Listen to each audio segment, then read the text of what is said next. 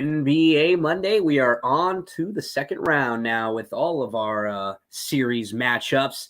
Erik is here with Gino Bucola. We're taking you through fast break bets. We're here with you every single day. There's an NBA playoff game Monday through Friday, 5 o'clock p.m. Eastern time, Saturday and Sunday, noon Eastern time, 9 a.m. Pacific time. We're presented by DRF Sportsbook. We encourage any of you in the state of Iowa right now to head on over and sign up. Use our promo code FAST1000. You'll get all the way up to $1,000 deposit match. Sign up now. Use that promo code FAST1000. We're going to be looking at the betting lines over at DRF Sportsbook as we take a look at today's NBA games, 2 games on today's NBA slate. We'll also let you know a little bit about Thrive Fantasy. If you're someone who likes to play fantasy sports, if you like to just bet and get some action, Thrive Fantasy is a site you will love. All sorts of different contest formats. You can play in bigger games. But Erik, one thing you and I have been really getting into a lot recently, the prop parlays. Yeah. Because the parlays they give you, they pay out better than if you were to play those parlays other places. So you're getting an added incentive to play with Thrive Fantasy. You can play in places like California, Texas, where you actually can't legally wager on sports yet. And you get the little bump when you use the promo code GINO and the deposit bonus. You get 3.2 to 1, which is better on a parlay than you get pretty much anywhere else, unless it's like really chalked up. So, I mean, it's a great thing. You only need 2. You can definitely find some lines you can take advantage of. I have 2 of them I really like today, and hopefully we can hit another winner like we did yesterday with it. Okay, so Erik, just a quick thought on what we saw yesterday. It was Game 7. Warriors, Kings, and I read an article about Steph Curry and how after Game 6, he was really mad at the team and just sort of mad overall at the effort. And he's not really one of the vocal leaders. Usually that's Draymond. Like Draymond's the guy who talks in the locker room and sort of gets the team pumped up. Steph is kind of quiet. You know, we really don't hear Steph talk all that much, but apparently he told Draymond, let me take care of this. And then he goes out there and puts up 50. As a fan of the Lakers who's going to be facing the Warriors coming up next, I am terrified right now of Steph Curry draining threes, Clay draining threes, Draymond nut shots. You know, a fun series coming up, but Steph really seems like he is on one right now. He's playing some of the best basketball he's ever played, Erik, and some of the weaknesses he had younger in his career, you know, they're not weaknesses for him anymore. He's put on more weight and he's become a better defender. Some of the same concerns and issues that we have with other guys like Trae Young, talk about it with Jordan Peele. Curry doesn't have that anymore. You can't attack him the way that LeBron once did and the way that guys once used to. Yeah, that was a really impressive performance. Kings kind of stayed in the locker room. They're nowhere to be found in the second half. Yep. Going to be interesting to see what they do. Sabonis, for as great as he was during the regular season, he couldn't keep Looney off the glass, and he was really exposed in the defense with the pick and roll. Yep. I know Monk's a free agent. Are they going to get Monk back? Sacramento moving in the right direction, but, you know, it's one of those off seasons where what are they going to be able to do? How long does Fox want to be there? Does he want to end his, you know what I mean? Like, yeah. Interesting times. In that Butler went down in the first game. We don't really know anything what's going on with them. I thought Tibbs waited a little bit too long to take that timeout in the third quarter when they went on their run. Yeah, should be an interesting series to kind of see how that plays out. When will the Heat shooting regression eventually come? Because we all know it's going to come sooner rather than later. It's coming. Yeah, I thought I was a little disappointed with Tibbs in the second half. Me too. Yeah. I will say this. I get a lot of pullback. I've always felt like Spoelstra is one of the better coaches in the league. With just the sets that he's running are just night and day better than what anyone else has drawn up in the league right now. He's doing everything he can to put the guys that he has out on the court in the best spot to succeed. And you can see that he's just trying to get them the best looks that they can, different looks, different shots for different guys. Fantastic coach. So we'll talk more about tomorrow's games, a couple coming up on Tuesday. But for today, we have 2 games, Erik. We open up with Philly at Boston. This series kicks off And now this number has ballooned all the way up to Boston -10. We do not have Joel Embiid for probably the first 2 games of this series. Is that what you think? Yeah, I don't think he's. Woj says he has a tear. That could mean anything. So we really don't know what we're going to get, and you hate to see it here. But this game was like, this game is going to be 5, maybe 6. There's no Embiid. Is Embiid really worth 4 points? I mean, that's what I say to myself when I look at this. I don't think Joel Embiid's worth 4 points to a spread. Curry is only worth like 3. Giannis is only worth 3. Embiid's worth 4. I think that's a little bit too many points. And with Boston, the way Boston has been playing, can you really, you know what I mean? It's not like this is peak Boston going into this. You look at it, Rivers is 54% ATS as a playoffs. Game 1 as a dog. So you do have a positive ROI if you take him there. He's 11-5 this year with no Embiid, so they are used to playing him. And then also another thing is, what will Philly do now with no Embiid? They'll shoot more threes. So you're going to see these guys shoot a little bit of threes. They control the pace a little bit more better. Don't get out and run. Don't look out to push. And I think this is a little bit of an over adjustment by the books. And yeah, I like Philly here. I think 10 is way too many points. So I took the Philly plus the 10. And then I also took Tobias Harris over 26.5 points, rebounds, and assists. He went over this total in 9 out of 14 games that Embiid did not play during the regular season. And the one game against the Nets when he didn't play, his points, rebounds, and assists total equaled 38. He's a little bit more vocal in the offense, develops a little bit more into that half-court go-to guy, especially in the post. So I like the 76ers plus the 10 and Tobias Harris over 26.5 points, rebounds, assists. That's funny. We both are playing the same guy tonight. I went Tobias Harris to score 20 is plus 185 because his total is only 16.5. So I'm going to play both of those. Tobias Harris over 16.5 points. If we can get him to 20, that's plus 185. He just averaged 20.3 points per game in that series against the Nets. He actually scored 20 in 3 out of the 4 games. He hit that 20-point mark, and they only played without Embiid in one of them. So yeah, he has to be much more involved. And honestly, if you just think about the way Boston's team is set up with those wings, if Philly has any chance, he's going to need to have a very good series, like matching up with Brown and Tatum. And also, the key is, one thing when I hear a lot of times people say things like, how are you going to be able to defend that player?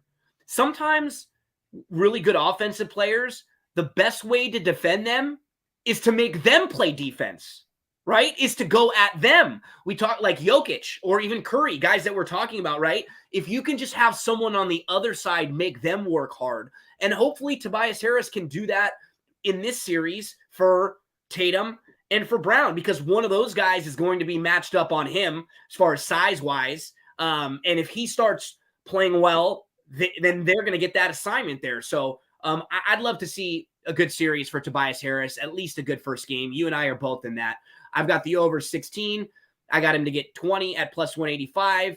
And Erik's got over 26.5 points, rebounds, and assists. Erik also with the 76ers plus the 10. Anything else you want to mention in this first game, buddy? Nope. Okay, let's get to game 2 of the Tuesday slate.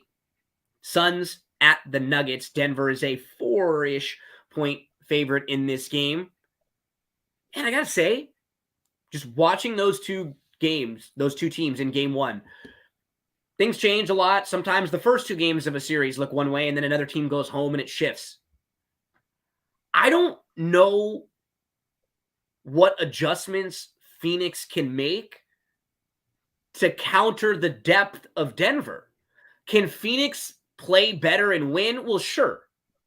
But they don't have other guys to go to, right? It's not like they brought in someone off the bench last time who was a big, and now they're going to go smaller. Like, they don't have very many options, period. Phoenix. No. They just don't. That is what is difficult for me. So, Erik, I got 2.5. I think you said you got the first half at 2. We're both playing the Nuggets on the first half, and you're playing the Nuggets on the full game tonight. I just think this team is a bad matchup for a Phoenix team that – did you see the clips of Ayton the other night? Yeah, he's lost. Standing under the basket, just not even trying, like just giving up early, not sure where to go. This is something we all pinpointed. Him and Monty Williams haven't gotten along always. He had some issues about not wanting to be there. And they traded everybody to bring Durant in. And now they've got Durant and Booker, who are awesome and can score 40 anytime. But you even can tell when you're watching, Erik, it's very much like, you go, I go. And then Durant tries to feel out like, we're down. I got to go try to take over. They don't really have a good flow yet. They haven't played together enough. Yeah. I took the Nuggets here. The first half thing, you just kind of look at it as long as if you have to cover a first half in the playoffs. Phoenix has only not covered one first half. Then let's just kind of look at it. Suns lacked up, like you said. They lack shooting threes. They're not a good rebounding team. I just don't know how the Suns are going to be able to change all the holes that Denver has that Denver can exploit. Murray killed them in the pick and roll with Jokic. So what do you do then? Do you blitz Murray? That means Murray is able to give the ball to Jokic and Jokic has a 4-on-3 going to the hoop. You know what I mean? Like, I don't know how they're able to combat everything that Denver is able to do. And then when you look at what Denver did on defense, anytime it was a pick and roll with Booker and KD, they immediately doubled. When it was Chris Paul, they dropped back and forced him to shoot a jump shot. I don't think Chris Paul is going to go out there and score 20 some odd points. He's just not that capable to do it. No. Booker did a good job attacking the coverage, getting to the rim, but you could tell he was a little bit agitated with how they were playing him, and he's not shooting that many threes. This Suns team is only shooting about 23 threes per game. Denver's like about 38. So math-wise, you know what I mean? Math-wise, it just comes out where it doesn't add up. Well, think about it. Like, compare them, Erik, to a team like the other night. We watched the Lakers, and we know the Lakers are sort of like that too, right? They don't shoot a bunch of threes all the time, but the difference is the Lakers have a few kind of high variance players. You know what I mean? Like, it's not a shock to see D'Angelo shoot 10 threes in a game randomly, right? Like, The flow of the game can come like that to him. Reeves is the same thing. Like, if Reeves has 6 or 7 threes in a game, it's not surprising. Or Rui or Beasley. Like, they have a lot of guys that are fine shooting lots of threes if you leave them open. That's not even really who this Suns team is at all. These guys are all mid-range. I mean, they're fantastic mid-range, but they don't even like step back to the three-point line. That's not even how they're wound up, right? No, they're not at all. They're getting to the rim, attacking the rack. They do foul a lot. So if the lack of depth, they get into foul trouble. KCP is absolutely killing it with what he's doing. Cool Kev, what's up, my friend? Thanks for watching. I just don't know, like I said, with what Denver is going to do offensively, what Phoenix can do, because they just don't have the bodies. They just aren't good at it. Like, you can't switch the pick and roll with Jamal Murray and expect that to be successful. You double, you give it to Joker, and then boom. I mean, let's look at the other side. When Phoenix does a pick and roll with Durant and Booker, then you give it to Ayton. Ayton's not comfortable being the guy to pass that open guy, so they're making Ayton uncomfortable. If he has another game like this, he may be like unplayable. That if that happens, who do you go to? Biyombo. So yeah, Suns. I mean, even though they got KD, they're at a pretty big disadvantage in the series with what Denver can do. They gave up a lot. You imagine just right now, the guy who I played a couple times earlier in the playoff series, imagine like a Cam Thomas. If they were able to have just kept him, right? Because they traded Bridges and a bunch of picks. If they were able to have held on to Cam Thomas, or how much right now would they like a Jay Crowder? Like, anybody. Like, just another body to get out there, someone that can get you 15 minutes and stretch the court a little bit and hit an open corner three. I agree. And you don't want to jump. The only guy too they early, really right? have on their bench. Yeah, the only guy they really have on their bench that could come in and knock down threes. And I'm looking at their bench right now. The only guy I can think of at the top of my head is Craig, and they move. So it's just I don't know. It's just a real tough matchup for the Phoenix Suns. Erik, Thrive Fantasy. Looking at any Thrive Fantasy plays for today? Well, I mentioned the Tobias Harris. I'm definitely going to lock in the Tobias Harris over the 26.5 over there at Thrive Fantasy. There's also one that's 9.5 rebounds and assists, which isn't a bad one if you like Tobias and you think the ball's going to be in his hands a little bit. I like that one a lot. And then I'm gonna pair that one with Derek White over 21.5 points, assists, and rebounds. 3 games against the 76ers this year, he went over every single game. I like that convincingly. So those are the two I'm gonna parlay for a nice plus 320. And I went with Tobias Harris, rebounds, assists. I also went with Jokic combo, points, rebounds, assists, 47.5. Like you said, I didn't like the body language from Ayton. I think Jokic is really going to go after him. And I think there's a little chip on the shoulder of the Nuggets right now, even their staff, because everybody's talking about Steph Curry and the Warriors, LeBron and the Lakers. Giannis is gone. What happened over there? Embiid is hurt.